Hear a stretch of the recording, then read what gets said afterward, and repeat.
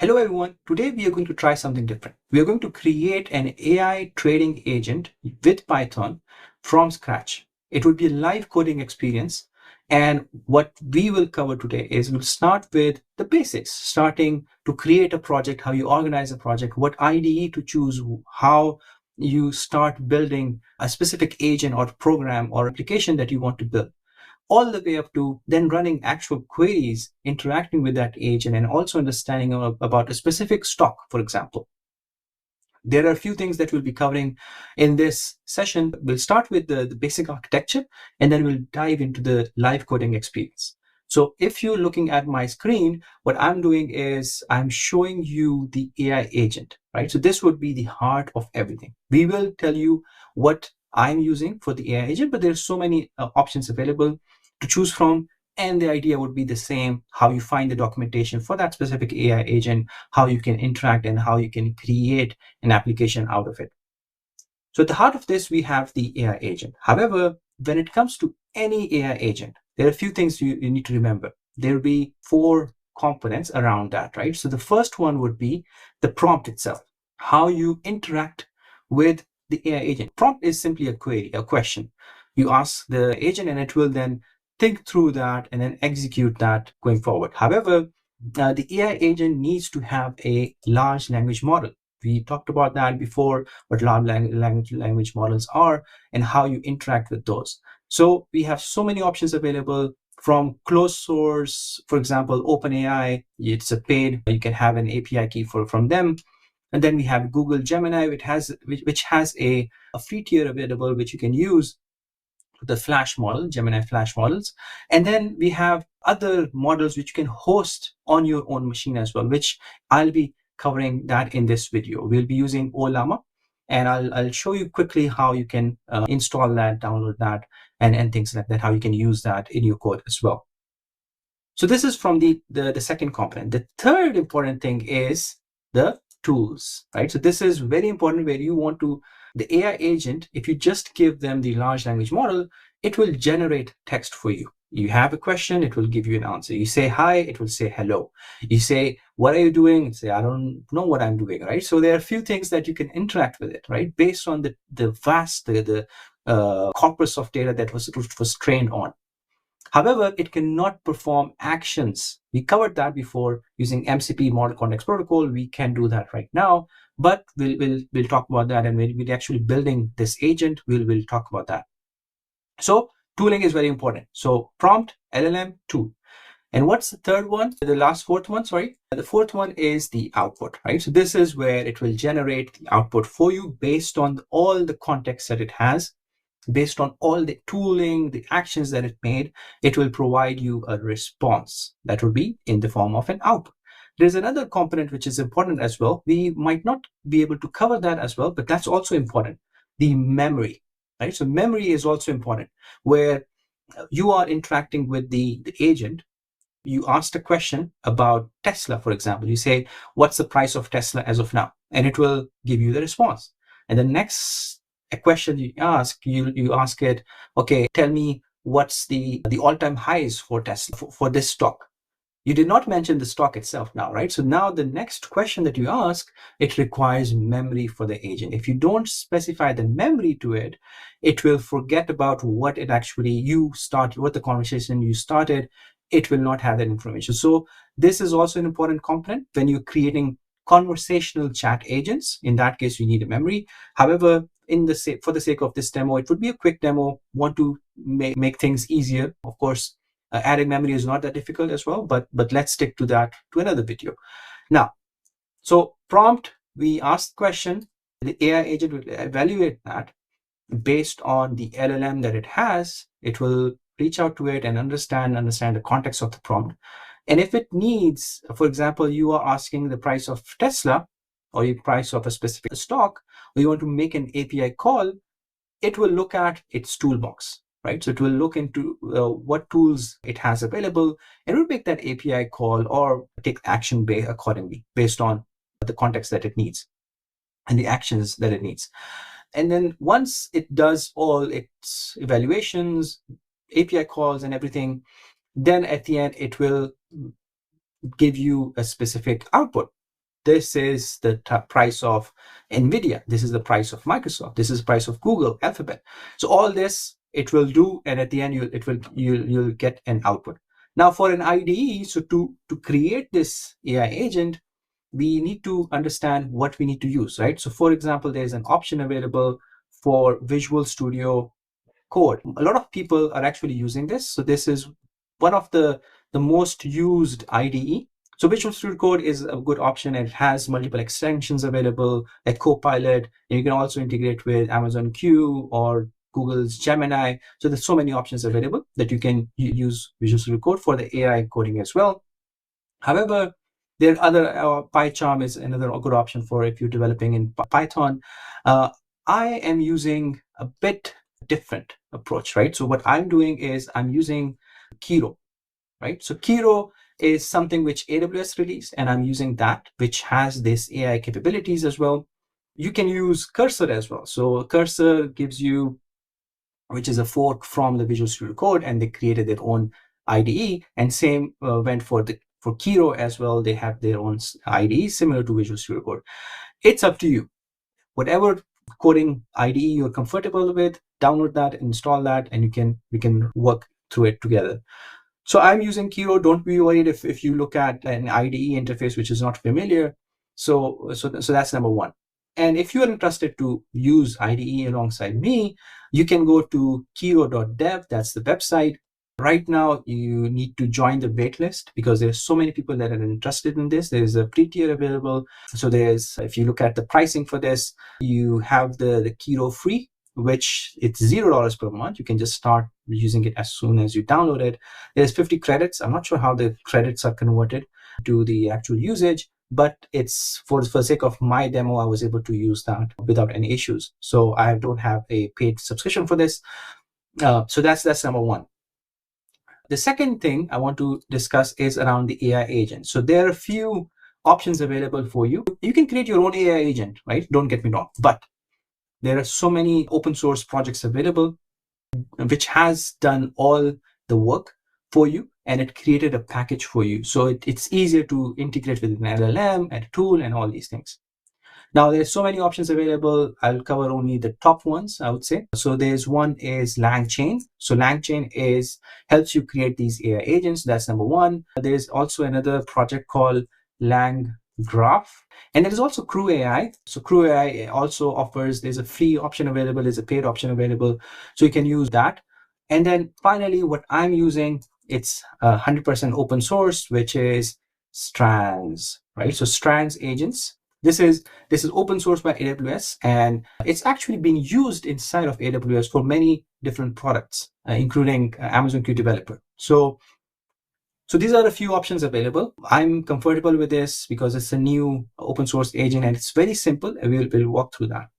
And for the documentation, I have opened this already. So it's strandsagents.com. And in here, you can go to the user guide. And in here, you can see there are multiple options available. You can have multi-agent kind of scenarios. There's tooling option available. There's integration with the large language models available. Okay, so now let's dive into our terminal first. So this is my main path. I've created a projects directory. So this is how you start building from scratch, right? So this is, you start from your terminal. That's how I do it. It will be different for you. You can just simply start opening the IDE, and you can build these workflows and create projects. But how I do is that I create a project. So I create a directory. So I can create, for example, automated trading agent project, something like that. So you can name it anything, right? So I just named it automated trading agent project, and this would create a directory for me. So we created this directory. So we'll just go to that directory. So automated trading agent project, and I'm here in this directory now. If I do ls-ltr, there's nothing available, right?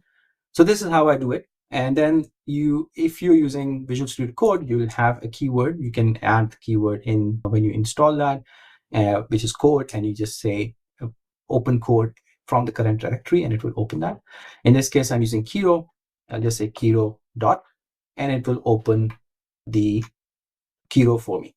Now, Kiro, I have a video for that, which was the first expression of it. And there are so many options available. It's a spec-driven development, which is so powerful that you first create your requirements, your design, your tasks, and based on that, it will create an application for you. And so streamlined. In that case, you won't miss any requirements, right? So you can also do the vibe coding approach as well, but we're not covering that. We are actually building it from scratch, and of course with the help of AI as well. So we go to the list of files. We don't have anything as of now. So we open a terminal inside Kiro, right? So here we can initialize. So Python has two different types of packages. So it's either PIP or we have UV. So I like UV because it's new. It's better to organize your packages. So that's why I use that. So if you want to use that, you'll start with UV init. If you're using PIP, you need to initialize your virtual environment. So it's up to you. It's your choice, right? And if you want to follow along, we do UV init. And as soon as we do that, it actually creates basic files like git ignore, the version of the Python, the pyproject.toml. This has information about the project itself. If we have time, we'll discuss that later on. We can just simply create a new file, which we'll call trading bot or agent, I would say, .py, right? So this is a new file that we created. And we can just ask the AI to create something for us, but that's not what we are going to do. We want to build some from scratch using the documentation that is available. So we head over to the Strands Agent's documentation. It would be different for you if you're using a different agent. So the first thing is we want to install, since using UV, we're not going to use pip. So we go to where is it? Okay, so we go back to Kiro, and in Kiro, we are going to run UV add. Right, so this is how you add Python packages to UV instead of pip install. Right, as soon as we do this, right, so what it does is that it automatically creates a virtual environment for us. It also would have PyProject. This automatically adds the dependencies here, right? So this is kind of a requirements.txt file. Now we want to use it, right? So if we want to use it, we head back over here, we just copy the code here, and we just paste it. Now, if you run it, it will not run. I'll show you why it would be. Let's try to run it. And you can run it with UV run, and you say trading.agent.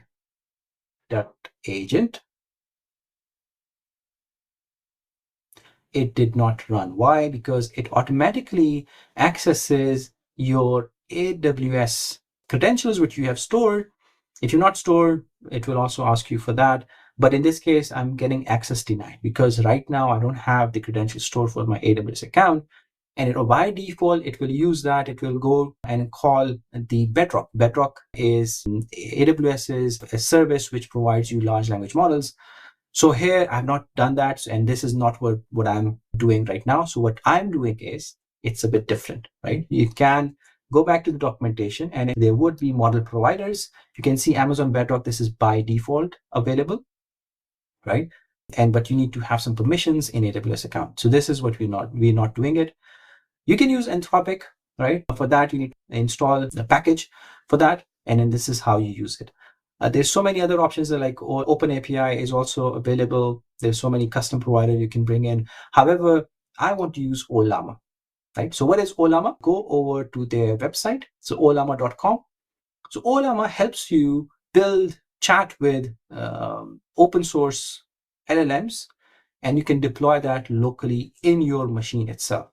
And I have done that already. So you can go to the ollama.com website, you can download it, and there's an option available for macOS, Linux, and Windows. So all three options are available for you to choose from. I'm on macOS. I've already downloaded in my machine, and you can look at on the top, I've downloaded it and installed this. I can open it, and you can see there are many options available to choose from. There are so many models that I've already downloaded. For the sake of this demo, for the sake of this exercise, what I'm doing is that I'm using the open weight models from OpenAI, GPT-OSS. There's GPT-OSS 20 billion, there's GPT-OSS 120 billion parameters. So you can choose between either of these, and you can just interact with this. Hi, for example, and all this is running locally. I'm not calling an API call to OpenAI, or I'm not calling any outside of my machine itself. So everything is happening on my local machine. Now you can also see under the settings, you can connect to their online version of Ollama, and it provides you even better models. Of course, it's cloud hosted models. It will give you better performance. However, for the sake of this demo, I'm not going outside of my network. Ollama actually provides you an API. You can expose that to the whole network. And once you do that inside your Wi-Fi network, you can call that API. And if you're interested, I am working on an iOS shortcut which uses that API call, and it will interact with this. I can build the video for that as well later on. Summarizing the parameters is a context length. So you can choose between 4K all the way up to 128K. So this is the context that a specific agent has when it is actually executing, how many tokens it will use or can store it, right? So I've created the highest number, 128K. Okay, and it also depends on the model itself. So now I have this installed.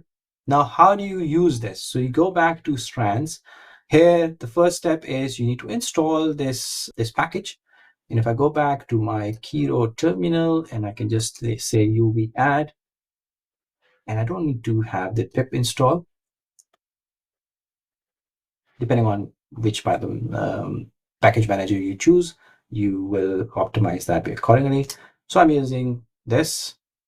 Now I have the package for the model installed, and also before doing anything, you need to do Ollama pull, and which I've already done. So if I just say Ollama list, you can see I have these models available for me to choose from. There's so many other models available online, and you can use the cloud version, or you can pull those additional models. You just find it online and you can just use that and pull those models. As I said, we're going to use GPT-OSS 20 billion, and you see the size of it is 13 GB. It's a big model. So let's go back. We can just simply go and then copy this code.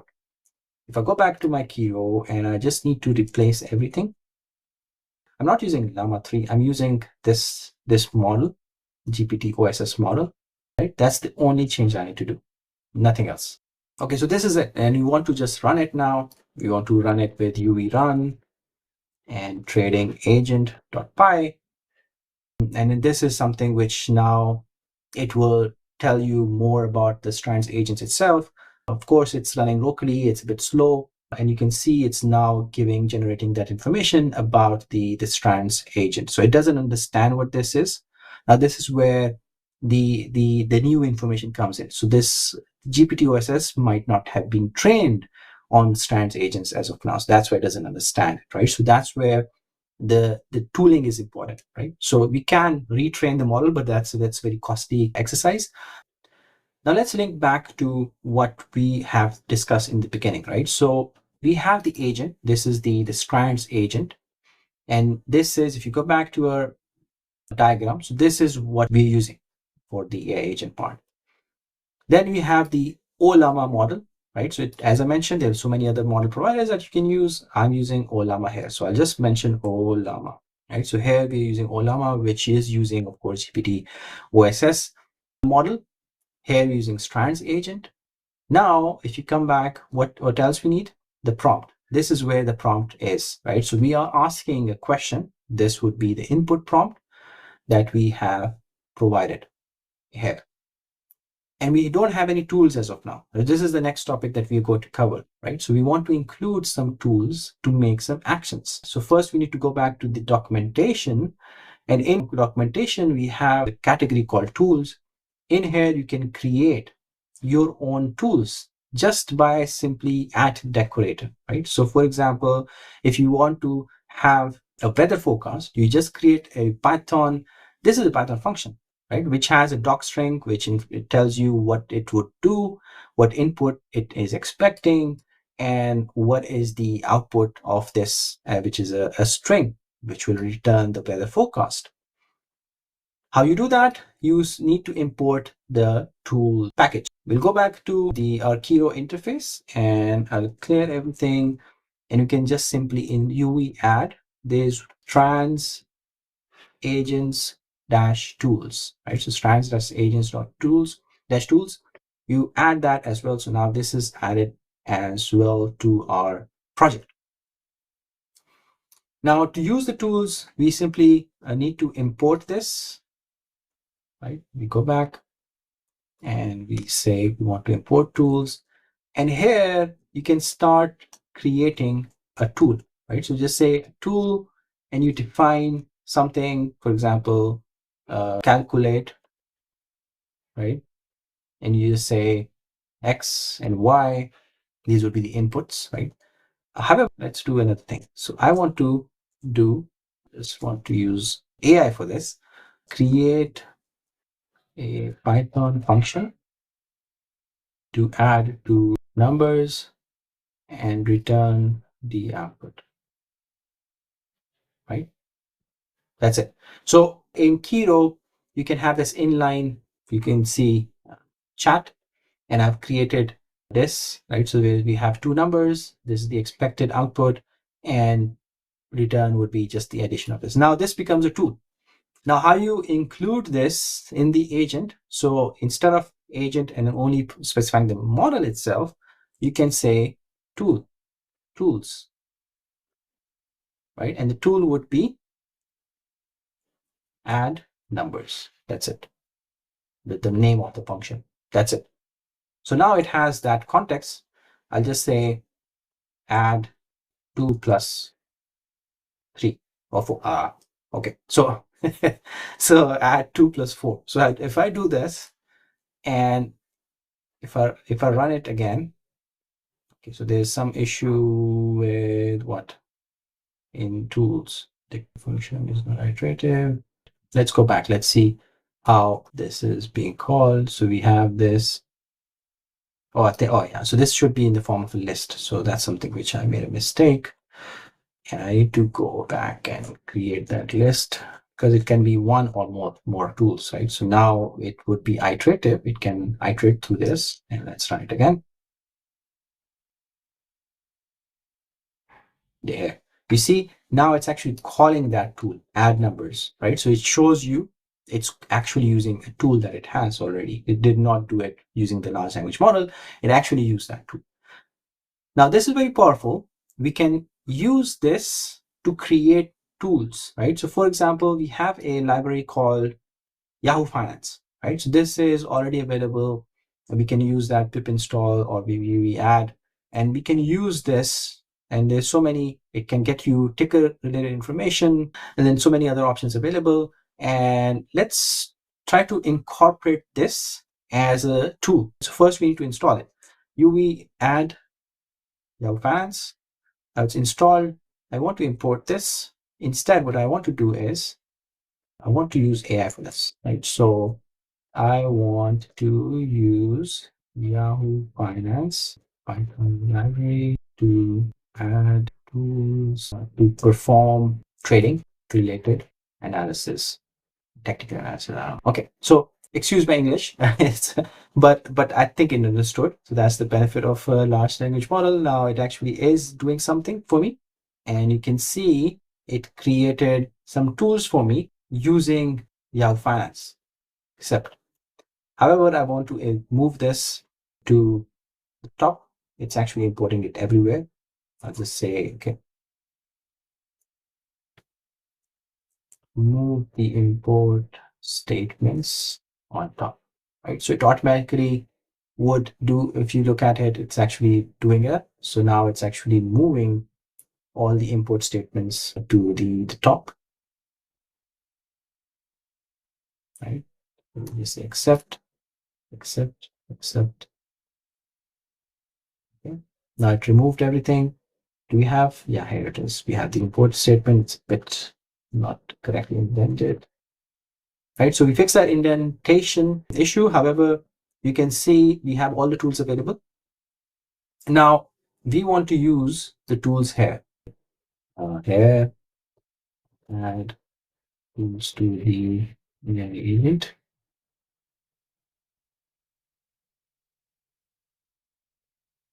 Now it should able to understand this? Yes, it does. Now it has added all the tools available. You can see here. Now let's ask a question. What is the price Tesla? Oops, no. To run, yeah. Let's see how it performs.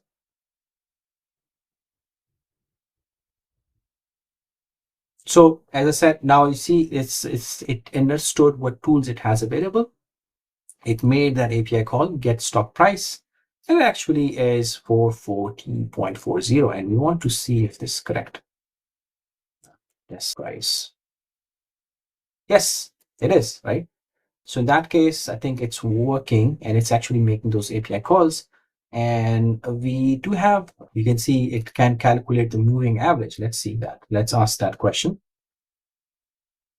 And what is the moving average? Okay, 50-day moving average.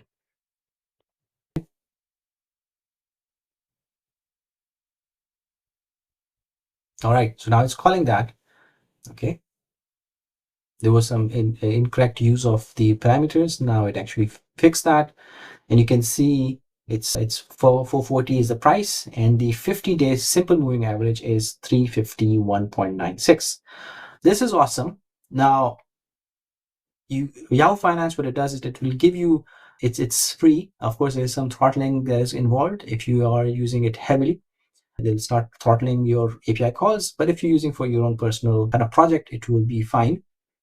However, remember I created capital.com MCP server, and I'll go back, I'll show you that as well. So possibly under PyPy. So if you go to pypy.com, capital.com MCP. So this one is something which I've created, and this is an MCP server, and we can use an MCP server as a tool as part of our Strands agent. So this is something which we can cover. Of course, the video size at the time is prolonged now. I wanted to keep it short, but it's already quite long. So we want to cut this short. However, just quickly show you, if you want to use MCP servers as tools, this is how you do that. So for example, in this case, you first need to import it. These two are important. So we'll just do that quickly. Of course, I'll add some timestamps so that's easier for you to kind of move around, right? So this is one import statement, which is important. The second one is this one. Okay. So now we have the capability to interact with MCP servers. In this case, if you are on macOS, I am on macOS. If you're Windows, you use this part. macOS, I'll use this part. And I go back. I want to initialize this, right? This is a simple kind of the AWS documentation MCP server. I want to use my own MCP server. So I'll go back to PyPy and I come here. I think at the bottom I have, yes, here. Right. So here I have this, how you can use this. So we need to use this as for the name. We keep it latest, so it picks up the latest version.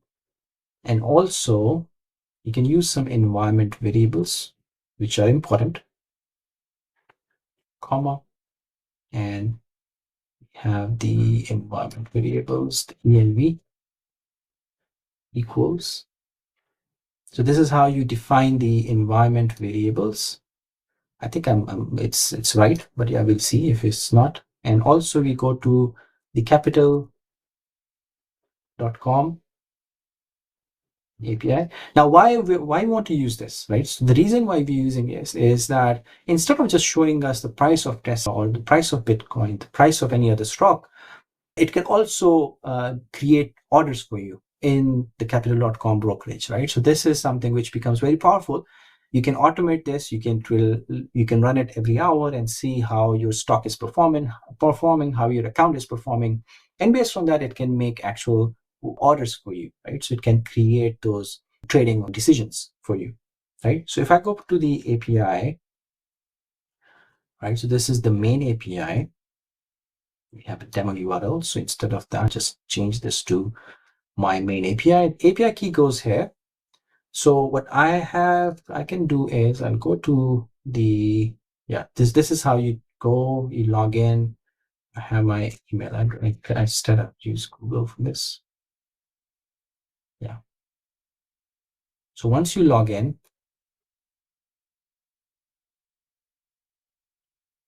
okay, you go to settings, and here you go to API integrations, and you generate the API key. You can give it a label. It's a test API key. You can give the custom password. I can use a strong password, whatever it comes with. Okay, and generate. I have some two-factor authentication. Now the API key is this. Go back and paste it. The password is this. It will be different for you, of course. And my email address.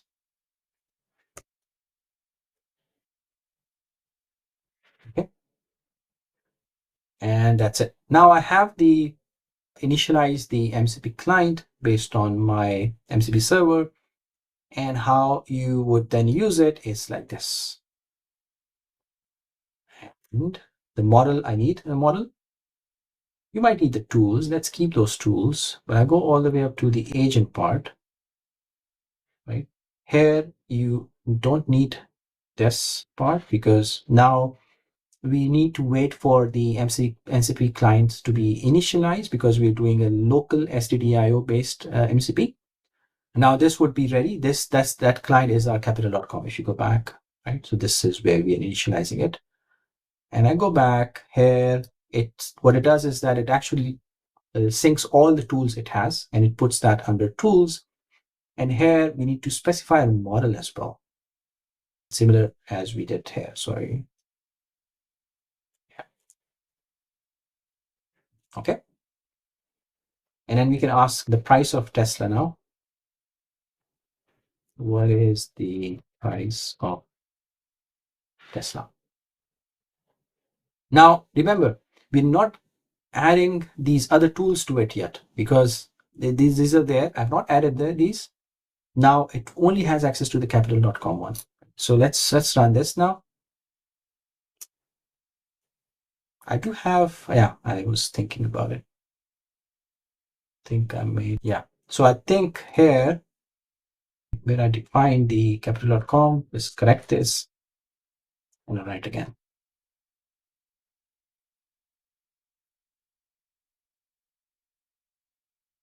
Yes. Now you can see it's starting with the capital.com MCP server, and it listing all the tools that it has available. Now it actually made an API call with the search term test. It came back to the bid and the offer, right? Now let's try to create a working order. So this is the power of using capital.com MCP server is previously with Yahoo Finance, we were able to look at the current price of a stock or a crypto. However, we were not able to make trades. With capital.com MCP server, you can also make trades in your account. So now we have added all the details related to the account. We went through and asked the price of Tesla.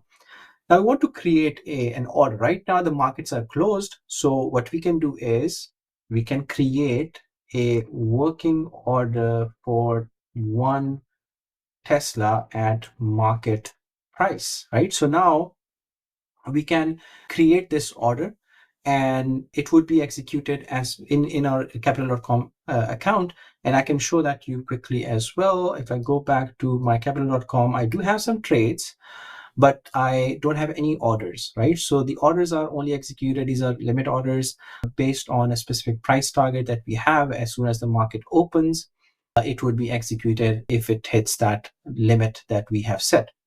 Now we want to create this. I've updated the prompt. Now, if I run this, UV run trading-agent. If I run this, what it will do is it would use the capital.com MCP server, but at the same time, it will look for other tools that it has available, right? So let's see what tools it actually would be using, right? So what it is saying is that to create the working order, you need a few details. Okay, and yeah, I need to use all these working order for one test at market price using capital.com tools, right? So something like that. If you are specific enough, it will use those tools available. So let's try to run this.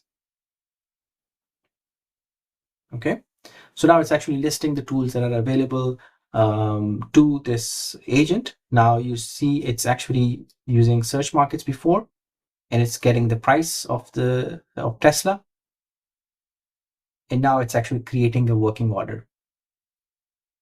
And you can see we have the deal reference ID and all these different information around that deal itself. If I go back to my capital.com account, I can see the order has been placed. Now, this is an awesome feature, right? So of course, you can expand this. So the idea for this video is to showcase what you can achieve, right? So now that you have this built, you can use that every hour. You can run that, and every hour it can look at your capital.com account and make decisions on your behalf, right? So you can give some rules to it as a context. And in agent itself, there's also, if you look at it, there's system prompt as well, right? Instead of having this agent, this is a user prompt, you can have the system prompt added to this when you are initializing the agent, which you can give additional rules to it. We will quickly summarize that. We started with the AI agent itself, which is the Strands agents that we're using. We showed how you can access the documentation, how you can use the documentation.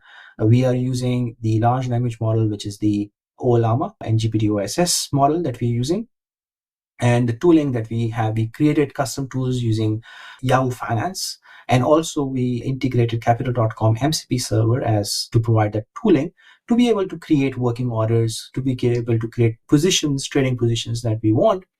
And of course, we are providing an out input, which is in the form of a prompt, and then there is an output, right? So this is just a very high level. And I know the video it's a long video now. I wanted to keep it short, but now it's a long video. And I hope you like this format. And going forward, we are expanding this. So what I'm thinking of is how to build your AI startup, right? So this is just creating it locally, but how you, from this local development or deployment, how you can deploy this to production. And you can then start creating a website around that, how you can leverage that. This is something which I'm working on, and there will be a series of videos that I'll be creating. So don't forget to subscribe and like. And if you have any questions, feedback, comments, you can use the comment sections below. Thank you so much for your time, and hopefully see you the next. Thank you.